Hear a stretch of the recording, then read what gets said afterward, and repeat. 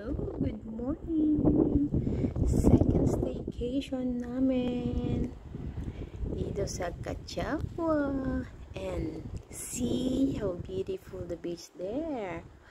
Sasakay lang naman kami dito ng may golf car or yung truck na naghahakot papunta doon sa beach. May tunnel yan papunta doon sa beaches. At doon naman sa kabila nito sa baba namin is ang golf club. Ganda lang, diba? Ayan. Nandito kami ngayon sa Cachagua, Costa Cachagua. See? Tingnan nyo yung beach. Ang ganda ng beach. Hey, see how beautiful it is. At ang mahangin. Sobrang sarap magpahinga.